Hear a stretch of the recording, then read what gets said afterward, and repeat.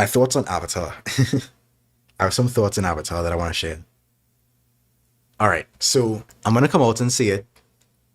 I actually really love the Avatar franchise. I'm a big fan of the Navi. I want to be a Navi. I would love to be immersed in that world. And I think one of the main things that I love about Avatar is the world building of it. You know, the way the ecology is fleshed out, the cinematic scope of the story, the fact that James Cameron is pushing to tell this story across like 6 movies. The visuals require the literal advancement of visual effects technology to be executed, and it shows. It's like beautiful. I never got to see the first movie in theaters, but the second and third movies I have watched on the big screen in IMAX. Now, I wouldn't be spoiling the second and third movies, by the way. I am going to spoil the first one because I think whenever you try to talk about Avatar on the internet, it's a very common reaction that you'll get, which is that, it's a white savior story. Could arguably be considered an isekai as well, but it is, or it can be interpreted as a white savior story. And for a lot of people, that's enough to write it off, right? A lot of people also would argue that it's not very original. Me personally, I don't care about originality when it comes to whether I can enjoy a story or not. But I digress. I think the white savior trope and the conversation around it with regard to Avatar, there's a lot more nuance to it. I know that word is, people are starting to hate that word these days. There's a lot more nuance to it than I think a lot of the conversations around the movie rather appreciate. Because I don't have a settled perspective on it, or I don't have like an extreme on either end perspective. And I think I have a synthesis in terms of my view.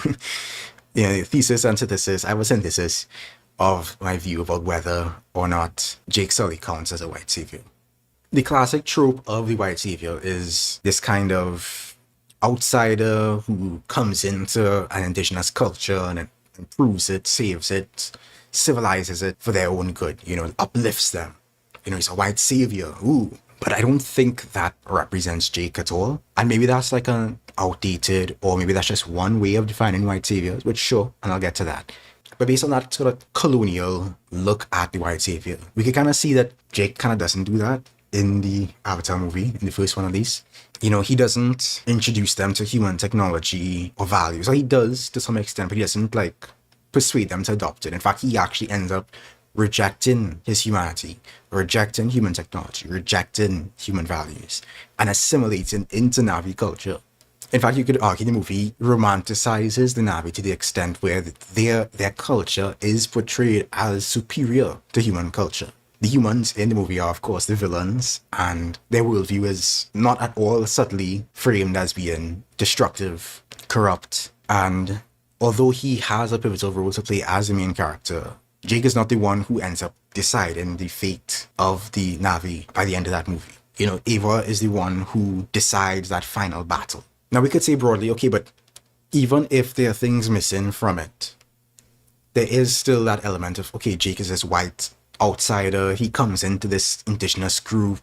He becomes like very skilled very quickly, and he ends up being chosen by their highest power, Ava, to unite the clans and become this legendary Totopato. In the movie, he's a protagonist. The Na'vi don't win without him being involved. He becomes their leader. He provides like military intelligence that they wouldn't have had otherwise. And the film is very much around his perspective. So to lend that argument credence, I would say yes, he is a white savior. It's not 100% textbook, but because he has a kind of special outsider element, because he is the protagonist of the story, and because of his role in that story, I could see why that argument is being made.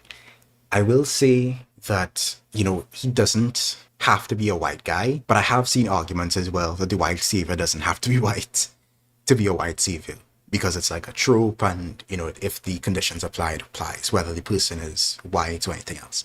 But I don't think Jake Sully necessarily had to be white. I don't think there's any elements of the way the story was told that would necessitate him being a white guy. And maybe a couple decades from now we'll have like an Avatar remake, and there'll be people on the internet complaining that they blackwashed Jake Sully or something. But anyway, there's an argument kind of in the middle. I hate to be that kind of centrist guy, that there are elements of white saviorness, but that the white saviorness is actively counteracted in the story.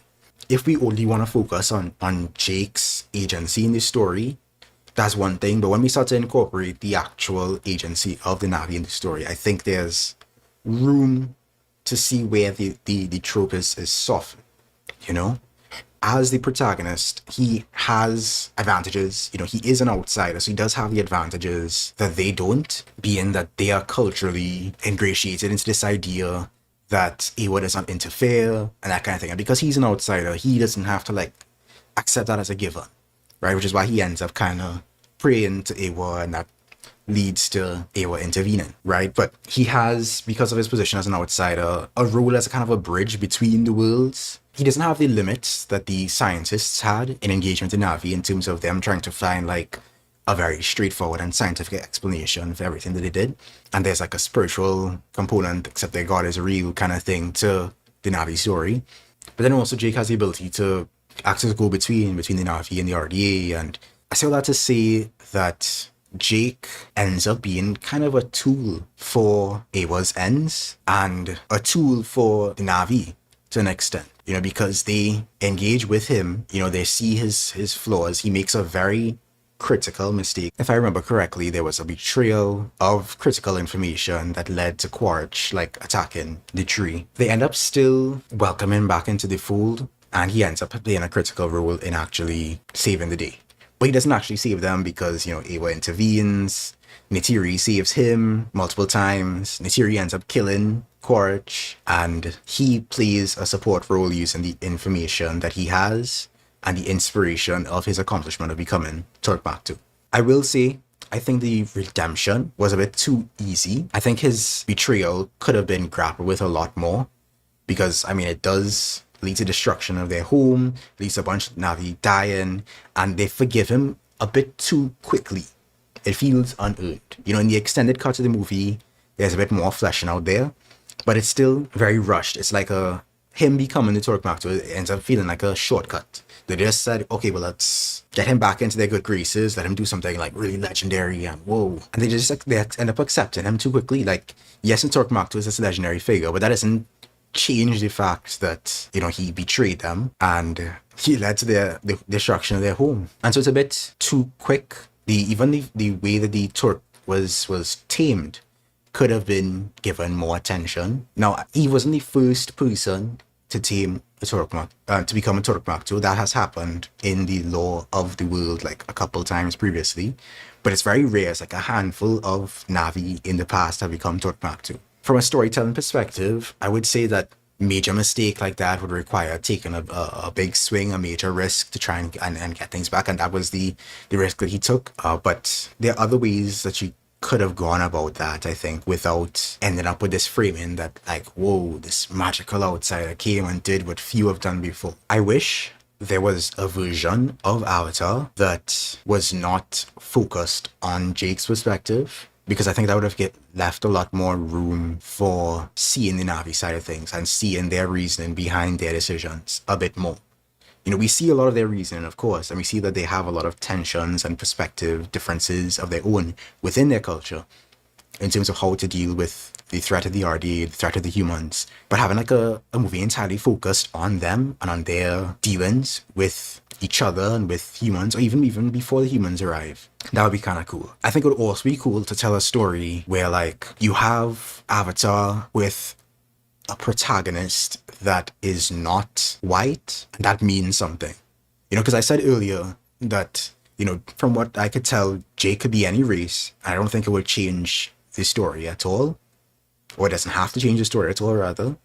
But then the argument could be made that, okay, if Jake wasn't white though, then if we were telling that story with a non-white person, the story would feel undercooked or incomplete if it didn't grapple with perhaps that non-white character mourning colonization or processing colonization, and processing even being an agent of colonization in another land. Obviously, to a limited extent, because eventually that non-white character would also betray the RDA and end up fighting with the Na'vi. That would be a cool story to explore. That is something that I feel people could write as well. You know, you probably would have to change some things in terms of, you know, not facing copyright issues. But you could tell a story like that, engaging with aliens and sci-fi, in a sci-fi setting, but telling that story. I'm sure maybe a story like that already exists. Maybe somebody was already inspired by Avatar or by other stories. Because, people can draw inspiration from all over the place and come to similar stories in the end. Maybe somebody has told that story. If so, I would love to see a recommendation for it, where you do have this kind of space colonization as a proxy for conversations around colonization in Earth's history, told from the perspective of somebody who turns coat and becomes a decolonizing force within the story. Maybe I could tell that story. Who knows? And so, I guess in closing, thank you for coming to my TED Talk. Avatar has elements of white saviorness in the story, but then it also challenges those elements. I think subverts all those elements. I don't think it's a clean example either way. And I wish that the conversation on Avatar wasn't just boiled down to, this fits this trope and this is this trope. I think the reduction of art to like basic tropes is pretty boring. Like, I enjoy going on TV tropes from time to time, but that's not how I like to consume media and talk about media. I don't like talking about, okay, this is the such and such trope and this is the that trope. Like, I would rather just talk about the story rather than like trying to classify the taxonomy of the story according to the tropes listed on tvtropes.com. And so I will concede at the end of the day that, if, you're not convinced, if you still see it as like 100% a white savior story, you don't like it, that's fine. If you see it as not a white savior story, I see that perspective as well. If you're like me and you're kind of torn between the two camps in terms of the perspective, that's cool too.